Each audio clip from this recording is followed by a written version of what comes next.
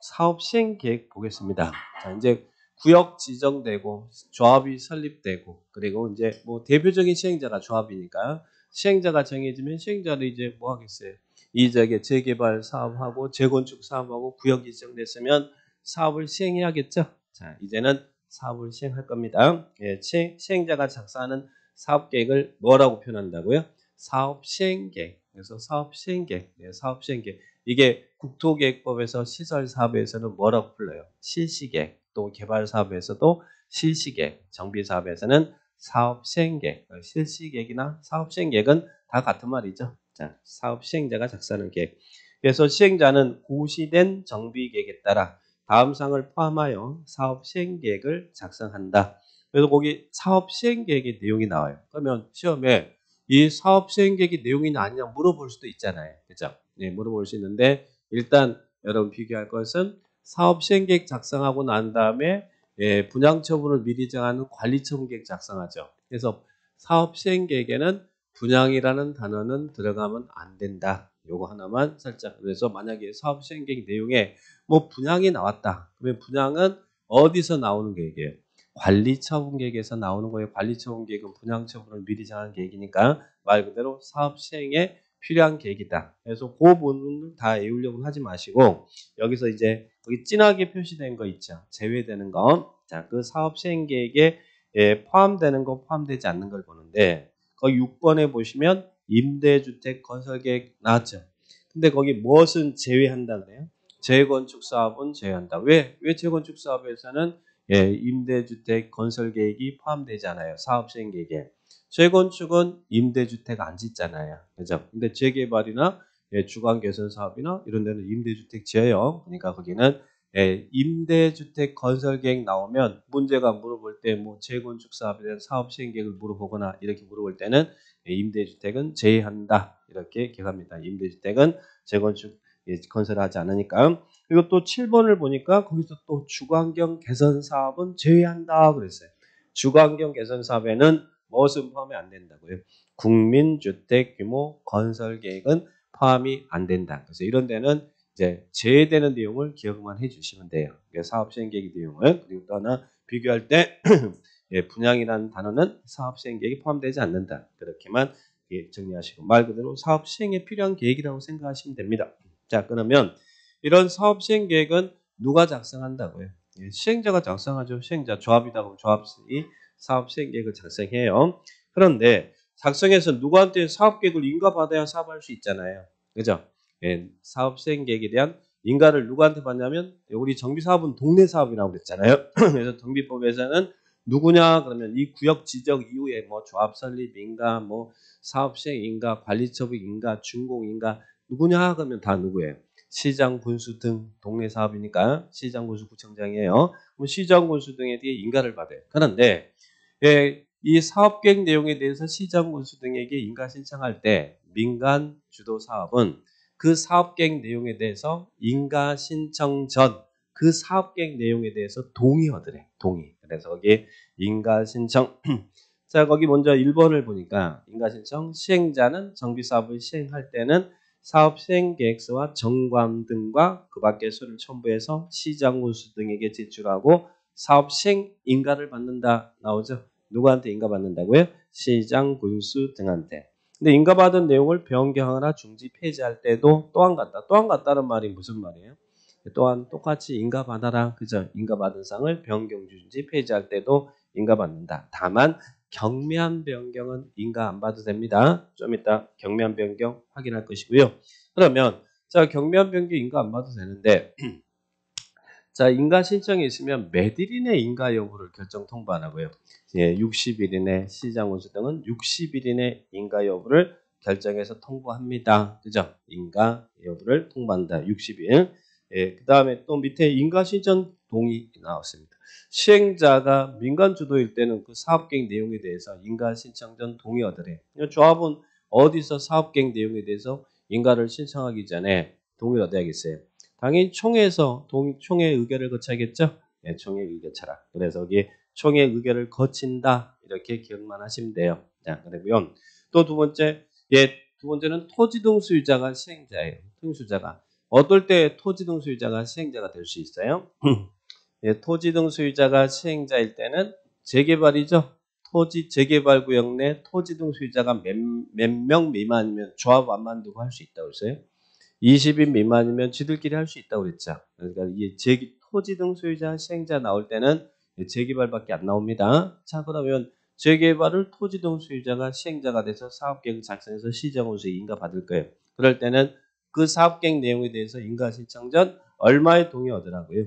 4321, 4321. 이거 뭐와 똑같아요, 4321은.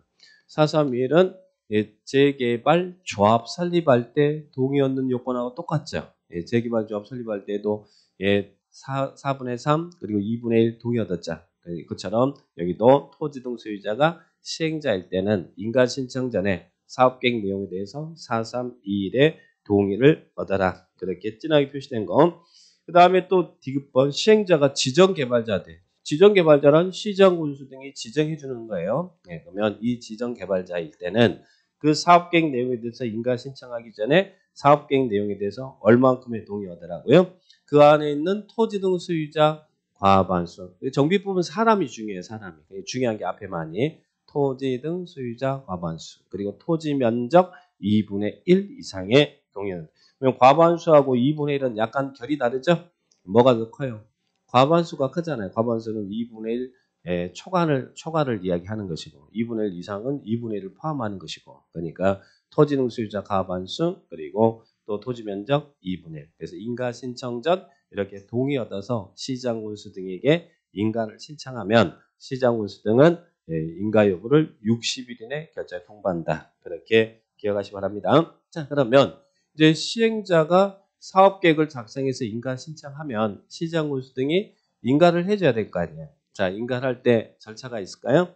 인가할 때 시행자가 작성한 사업계획을 내가 인가하려고 하는데 여기에 대해서 의견이 있으면 의견을 제시하세요라고 시장군수는 인가에 앞서서 사업계획 내용에 대해서 공람을 시킨다는 이야기죠. 그러면 사업계획 내용에 대해서는 몇 일 이상 공람시키라고요? 14일 이상. 그래서 관계 서류를 시장군수 등은 사업 시행 계획 인가를 하거나 사업 시행 계획서를 작성할 때는 대령이 정하는 방법 및 절차에 따라 관계 서류 사본을 14일 이상 일반이 공람할 수 있도록 해야 된다. 그래서 공람시킨다는 말은 사업 계획 내용에 대해서 의견이 있으면 그 공람 기간 내 의견을 제시하라는 이야기겠죠. 자, 그래서 의견 제시합니다. 자, 그런데 오른쪽에 보니까 위에요. 주의해서 공람 기간을 제가 정해놨네요. 우리 정비법에 계획이 4개 나오잖아요. 제일 처음에 나온 게 기본계획, 그리고 기본계획 안에 이제 거기에 적합하게 정비계획 수립하고, 그 다음에 구역 지정하고, 그리고 시행자가 나오면 사업 시행계획 작성하고, 그 다음에는 관리청계획 작성하고. 그래서 정비법 순서가 계획이 4개 나오는데, 근데 다 계획을 수립하는 과정에 주민 의견 청취가 있다라는 이야기예요. 공람제도가 있습니다. 근데 공람이 있는데 14일짜리가 있고 30일 이상이 있다는 이야기예요. 그러면 무엇은 14일이에요? 기본계획과 사업 시행계획은 14일 이상 공람한다. 그래서 기사는 14일 이상 공람하고 정비계획 너무너무 중요한 계획이잖아요. 정비사업 할 때 그죠? 계획 수립하고 구역 지정하잖아요. 정비계획과 또 뒤에 나오는 관리처분계획 정관은 30일 이상 공람한다. 기사는 14일 그리고 정관은 30일 이상 공람한다. 정비법에 다 공람이 있는데 14일, 30일 있으니까요. 그 부분들 다시 한번 확인합니다. 자, 그 다음에 의견 제출이 있습니다. 공람 기간 내 이의가 있으면 의견을 제시해라. 시장군수 등에게 제시해라. 그 다음에 또 시장군수가 지금 인가권자 이야기예요. 시장군수 등이 인가를 할 때 그 정비구역으로부터 200m 이내 교육시설이 있대. 뭐 학교라든지 이런 게 있다는 이야기겠죠. 200m 이내 교육시설이 있으면 누구하고 협의하라고. 해당 지자체 관할하는 교육장, 교육감과 협의해서 인가해줘라. 협의해서 인가를 하도록 하고 있어요. 시장군수 등의 인가의 절차를 봅니다. 자, 이렇게 보시고 또 시장군수 등이 사업 시행 인가를 하는데 그 사업이 재개발 사업이고 그리고 시장군수 등이 지정해준 지정개발자예요. 그럼 지정개발자는 시장군수 등이 정비사업 하도록 지정해준 사람이란 이야기예요. 그런데 그 지정개발자에는 능력 있는 토지 등 소유자를 지정해 줄 수도 있고 그리고 또 신탁업자라든지 이런 사람들 지정해 줄 수 있어요. 그런데 그 지정 개발자 중 또 민간 합동법인이라든지 이런 지정해 줄 수 있는데 이 지정 개발자가 토지 등 소유자돼. 자, 그러면 다른 지정 개발자보다는 좀 불안하죠. 불안해. 그래서 지정 개발자가 토지 등 소유자일 때는 시장 운수 등은 인가할 때 지정 개발자에게 사업비를 예치하게 하고 사업을 인가를 해줄 수 있다는 이야기죠. 정비 사업비 예치하게 하고 사업비 몇 %예요? 20% 이내에서 예치하게. 너 좀 불안한데 좀 돈 좀 내놓고 사업해라라고 예치하게 할 수 있어요. 그런데 예치금은 예치하게 했으니까 나중에 돌려줘야 될 거 아니에요. 그럼 예치금 반환은 언제 반환하라고요? 정상금 지급이 완료되면 다시 돌려줘라. 그래서 이런 시행자가 사업이 재개발 사업이고 시행자가 이 지정 개발자인데 그 토지 등 소유자인 지정 개발자는 사업비를 20% 이내에서 예치하게 하고 사업 시행 인가를 할 수 있다. 그래서 이런 시장 운수 등의 이야기입니다. 자, 그다음에 또 사업 시행 인가 특례. 원래 정비 사업이라는 건 다 드러내고 하는 사업이잖아요. 근데 일부 존치나 리모델링 할 수도 있나요? 할 수 있대. 그래서 일부 존치나 리모델링에 대한 사업 시행 계획 인가 신청하면 그때는 주택법, 건축법 이런 규정에도 불구하고 사업 시행 인가를 해줄 수 있다. 그래서 특례를 인정해 준대. 사업 시행 인가의 특례. 일부 존치나 리모델링에 대해서는 인가 신청이 있으면 특례가 있다. 그 정도만 간단하게 체크하시 바랍니다. 자, 그러면 이제 또 하나 아까 인가 받은 내용을 변경할 때도 인가를 받으라고 했잖아요. 근데 경미한 변경. 경미한 변경은 우리 항상 공적 개발에서 경미한 기준은 10%라는 것만 기억합니다. 경미한 변경은 인가 안 받고 그냥 신고하면 돼요. 자, 그래서 사업비 10%, 면적 10% 변비 내에서는 경미한 변경이다. 참고만 해 놓으시기 바라고요. 자, 밑으로 쭉 내려가 보면 사업 시행 인가 고시, 인가 또는 작성 고시. 그러면 시장 군수 등이 시행자이면 자기가 자기한테 셀프 인가하지 않죠. 그러면 시장 군수 등이 사업 시행 계획을 작성했거나 또 시장 군수 등이 사업 시행 인가를 했으면 뭘 해야겠어요? 작성하라 인가했으면 고시해야겠죠. 알려야겠죠. 항상 뭐든지 끝이 있어야 되니까 고시합니다. 근데 어디다 고시하겠어요? 공모에 고시한다. 그래서 인가고시 효과 그렇게만 딱 정리를 하시 바랍니다. 자, 그래서 사업 시행 계획, 사업 시행 인가. 자, 요 정도 정리를 딱 하시면 되겠고. 그 다음에 뒤로 넘겨보시면 134페이지에 재건축 사업의 사업 등의 용적률 완화, 국민주택 건설 등 이 말 나오죠.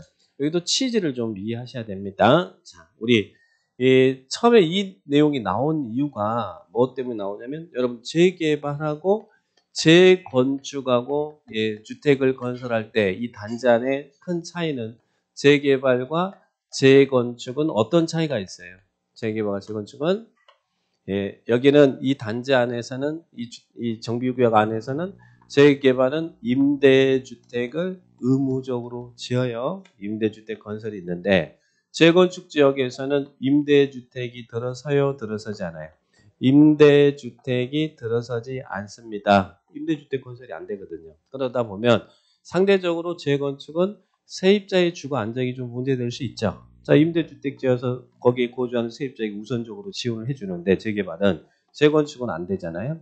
그래서 이런 임대주택의 이런 문제점을 좀 해소하기 위해서 우리 법에서는 처음에 취지는 이거예요. 자, 이 재건축할 때 정비계획에서 용적률을 정하고 있어요, 없어요? 정비계획에서는 제일 중요한 게 정비계획에 여기에 용적률 얼마 적용하겠다라고 이게 정하잖아요. 그러면 해당 지역이 3종 일반 주거지역이라 가정해요. 재건축적인데 그럼 3종 일반 주거지역에서 건물을 지을 때 이 국토계획법이 정하는 법이 허용하는 최대 용적률이 얼마예요? 최대 용적률이 3종 일반 주거지역은 용적률이 얼마? 3종이니까 300이다. 그죠? 3종이니까 300. 우리 100, 150, 200, 250, 300 그랬잖아요. 용적률 벌써 다 잊으셨어요? 용적률 300이에요. 최대 법정 용적률 국토계획법의 3종 일반적 용적률. 그런데 자, 이 지역의 정비계획에 정한 용적률이 여기가 이 지역에 재건축할 때 용적률 200%로 지어라 이렇게 용적률을 챙겨줬다는 이야기예요. 그러면 여기서 만약에 대지 면적이 계산하기 편하게 하기 위해서 대지 면적이 1000제곱미터인 땅인데 이 지역이 지금 재건축이 된다는 이야기예요. 그러면 적용되는 용적률이 200%니까 여기에서 지을 수 있는 건물의 총 용적, 즉 건축 연면적은 얼마가 되겠어요? 건축 연면적은 용적률이란 대지 면적에 대한 건축 연면적 비율을 이야기하니까 연면적은 이 대지 면적의 2배 지을 수 있잖아요. 그러니까 이 땅에서 여기서 지을 수 있는 건물의 최대 연면적은 2000제곱미터가 되겠죠? 2000제곱미터 되겠죠. 연면적은. 예.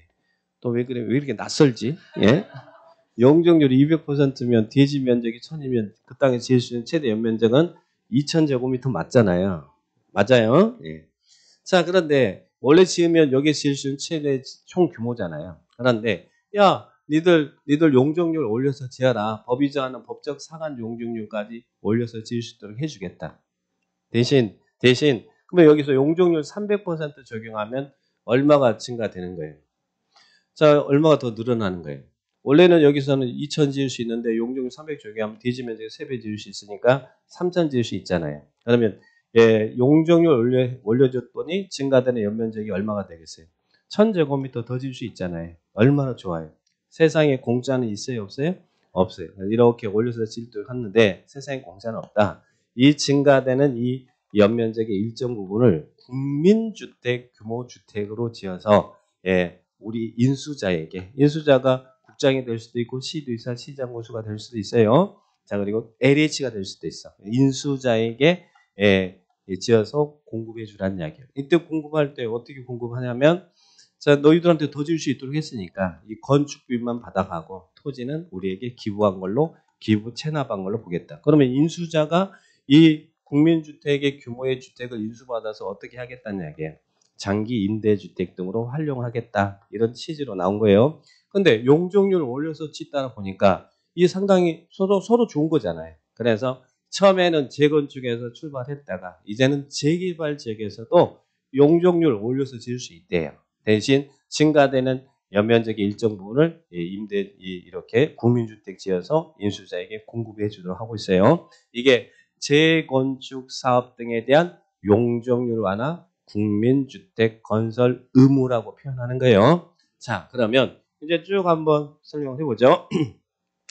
자, 재건축 사업 등의 용적률 완화. 사업 시행자는 다음 어느 하나에 해당하는 정비 사업을 시행하는 경우 정비 계획에 정한 용적률에도 불구하고 지방도시계획원의 심의 거쳐서 법적 상한 용적률까지 건축할 수 있다. 이 말 무슨 말인지 이해죠? 자, 이거 3종 일반적으로 법적 상한 용적률까지 지을 수 있다는 이야기예요. 정비 계획 정한 용적률에 불구하고 법적 상한 용적률까지 지을 수 있다. 그래서 여기 증가되는 연면적이 이렇게 나왔다는 이야기예요. 자, 그러면 그 증가되는 세상에 공짜는 없어요. 그래서 가로 2번 국민주택 규모 건설 의무 나왔죠. 사업 시행자는 법적 상한 용적률에서 정비계획으로 정한 용적률을 뺀 용적률, 그러니까 100%니까 아까 증가 면적 1000이라고 이해하시면 돼요. 그 면적의 일정 부분을 국민주택 규모 주택을 건설해야 된다. 그래서 거기 얼마만큼 그러면 증가되는 아까 여기 1000제곱이 있었는데 이 부분을 얼마만큼을 공급해야 되느냐. 국민주택 규모로 지어서 인수자에게 공급해야 되느냐. 그래서 그 박스가 공급해야 되는 비율이에요. 자, 비율. 근데 처음에는 재건축에 출발했다가 재개발도 이것도 이제 더 용적률 지을 수 있다고 그랬어요. 자, 그래서 먼저 재건축부터 보고 그 다음에 재개발을 보겠습니다. 근데 이 재건축이 과밀 억제권역에서 시행되느냐, 과밀 억제권역에서 시행되지 않느냐. 자, 이래서 이제 둘로 나눠요.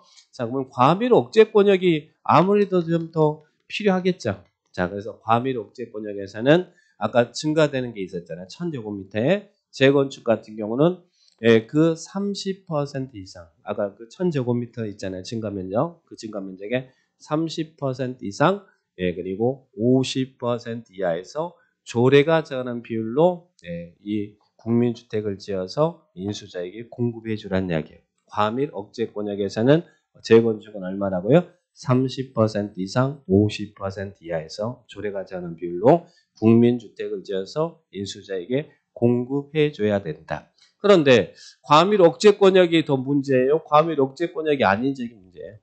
과밀 억제권역이 문제지 과밀 억제권역 외의적에서는 그런 수요가 그렇게 많지는 필요 없잖아요. 그래서 여기서는 과밀 억제권역 외의 지역에 시행하는 재건축은 증가되는 면적이 그냥 50% 이하에서 조례가지 않은 비율로 국민주택을 지어서 공급해라. 그러면 과밀 억제권역과 과밀 억제권역이 아닌 재건축의 차이는 뭐예요? 최저 기준이 있느냐 없느냐죠. 과밀 억제권역에서는 최소한 증가되는 면적의 30% 이상을 공급하라는 이야기고 과밀 억제권역이 아닌 지역의 재건축은 최대만 적용하고 있잖아요. 최대만. 최소는 정하고 있지 않죠. 어느 게 기준이 더 강한 거예요? 과밀 억제권역이 기준이 강한 거잖아요. 최소 기준이 있다는 이야기니까. 최소 요만큼은 공급해야 된다는 이야기니까. 그래서 30% 이상 50% 이하. 그리고 과밀 억제권역이 아닌 재건축은 50% 이하에서 조례가 정한 비율.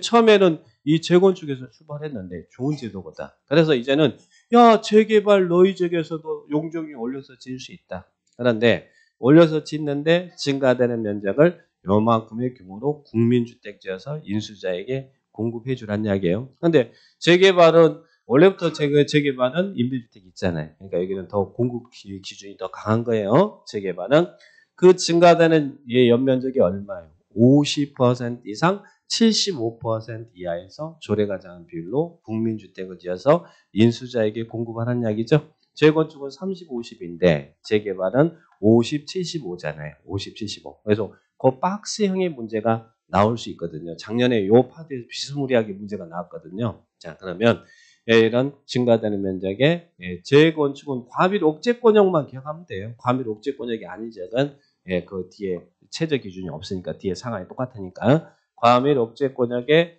재개발은 증가되는 면적의 50% 이상 75% 이하. 그리고 과밀 억제권역이 아닌 재개발은 얼마예요?